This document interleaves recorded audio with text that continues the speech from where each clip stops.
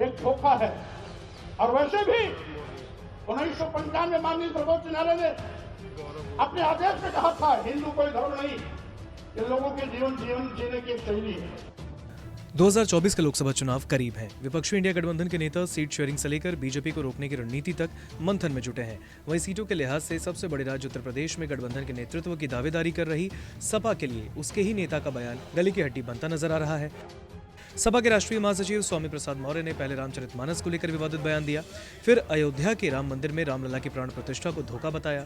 अब हाल ही में दिवाली के समय भी स्वामी प्रसाद के माता लक्ष्मी को लेकर दिए बयान पर सियासी बवाल खड़ा हो गया और अब उन्होंने कहा है कि हिंदू धर्म नहीं एक धोखा है। स्वामी प्रसाद के बयान से सपा पल्ला झाड़ रही है तो वहीं अब इंडिया गठबंधन की उसकी सहयोगी कांग्रेस ने भी इसे लेकर मोर्चा खोल दिया। यूपी कांग्रेस के अध्यक्ष अजय राय ने मांग की कि सपा स्वामी के खिलाफ कार्रवाई करे। सपा भी बैकफुट पर आ गई है। सपा सांसद डिंपल यादव ने स्वामी प्रसाद के इस बयान को उनकी निजी राय बताते हुए कहा कि पार्टी उनके इस बयान का समर्थन नहीं करती। वहीं सपा विधायक पवन पांडे ने सफाई देते हुए कहा है कि सपा हिंदू विरोधी नहीं है। अखिलेश यादव कई मौकों पर यह कह चुके हैं कि सपा सभी धर्मों का सम्मान करती है। स्वामी के इस बयान से एक दिन पहले लखनऊ में सपा का ब्राह्मण सम्मेलन हुआ। इस सम्मेलन में भी सपा नेताओं ने अखिलेश के सामने इस तरह के बयानों का मुद्दा उठाया और नाराजगी जताई। अखिलेश यादव ने इस तरह के बयानों पर अंकुश लगाने की बात कही, लेकिन इसके अगले दिन स्वामी प्रसाद ने सुप्रीम कोर्ट के फैसले से लेकर आरएसएस प्रमुख मोहन भागवत और पीएम मोदी का जिक्र करते हुए नया बयान दे दिया, जिससे नया बखेड़ा खड़ा हो गया। अब सवाल ये भी उठ रहा है कि क्या स्वामी प्रसाद ने ये बयान ऐसे ही दिया या इसके पीछे कोई सियासी रणनीति है। इसकी चर्चा से पहले ये जान लेना जरूरी है कि स्वामी प्रसाद मौर्य ने आखिर क्या बयान दिया। इस बयान को सुन लीजिए। हिंदू एक धोखा है। और वैसे भी 1995 में माननीय सर्वोच्च न्यायालय ने अपने आदेश में कहा था हिंदू कोई धर्म नहीं, ये लोगों के जीवन जीने की एक शैली है।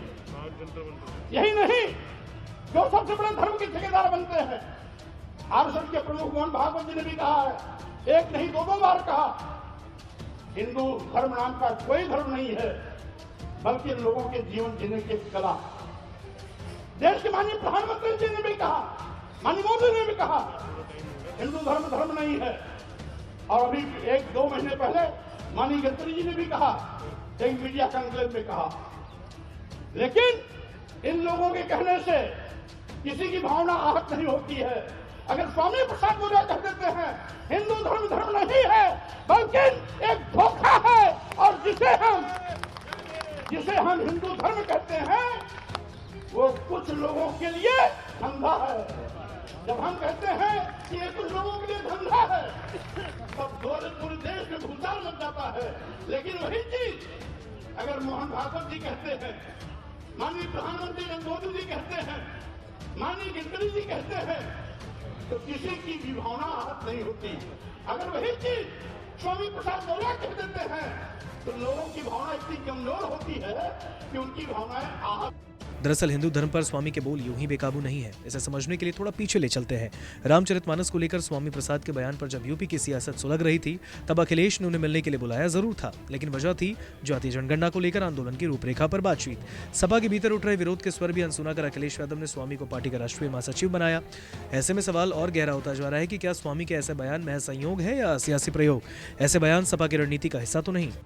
करीब 80% हिंदू आबादी वाले प्रदेश के सियासत में स्वामी प्रसाद इस तरह के बयान दे रहे हैं और पार्टी एक्शन की जगह पुरस्कार दे रही है, तो उसके अपने निहितार्थ भी होंगे।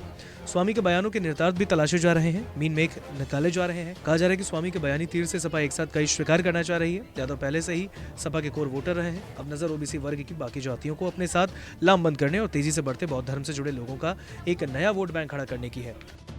बौद्ध धर्म मानने वालों की तादाद पिछले 12 साल में तेजी से बढ़ी। साल 2011 की जनगणना के मुताबिक यूपी में बौद्ध धर्म को मानने वाले लोगों की तादाद 2,06,285 थी। वहीं ताज़ा अनुमानों के मुताबिक पिछले 12 साल में बौद्ध धर्म मानने वालों की संख्या बढ़कर करीब 25 लाख तक पहुंच चुकी है। इसमें बड़ा हिस्सा नवबौद्ध का है। नवबौद्ध यानी ऐसे लोग जिन्होंने हिंदू धर्म छोड़कर बौद्ध धर्म अपनाया। नवबौद्ध में दलित के साथ ही कोयरी और पाल जैसी पिछड़ी जातियों के लोग अधिक बताए जाते हैं। पूर्वी से लेकर पश्चिमी यूपी तक कई जिलों में बौद्ध धर्म को मानने वाले लोगों की आबादी अच्छी खासी है। पूर्वांचल की बात करें तो सोनभद्र के साथ ही कुशीनगर, देवरिया, संत कबीर नगर में बौद्ध धर्म मानने वालों की तादाद अच्छी खासी है। तो वहीं पश्चिमी उत्तर प्रदेश, मेरठ, गौतम बुद्ध नगर और सहारनपुर जैसे जिलों में भी बौद्ध आबादी ठीक ठाक है। यूपी की आबादी में कोयरी आबादी की भागीदारी अनुमानों के मुताबिक करीब 9% है। डिप्टी सीएम केशव प्रसाद मौर्य के चेहरे पर इस वर्ग की बड़ी आबादी का समर्थन पिछले चुनावों में बीजेपी को मिलता रहा। कुशीनगर में इंटरनेशनल एयरपोर्ट के साथ ही गया और सारनाथ जैसे बौद्ध तीर्थ स्थलों को जोड़ने से लेकर सम्राट अशोक की जयंती तक बीजेपी भी बौद्ध पॉलिटिक्स में खुलकर मैदान में नजर आई। पाल भी बीजेपी के वोटर माने जाते हैं। हैं। दलित वोटर मायावती की पार्टी बसपा के साथ रहा। कहा जा रहा है कि स्वामी के ऐसे बयानों से बौद्ध अस्मिता को धार देकर सपा की रणनीति एक नया वोट बैंक खड़ा करने, बीजेपी और बसपा के वोट बैंक में सेंध लगाने की है। नमस्कार, मैं हूं मानक गुप्ता।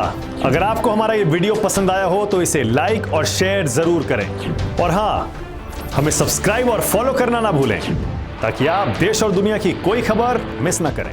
तो जुड़े रहिए हमारे साथ और देखते रहिए न्यूज़ 24।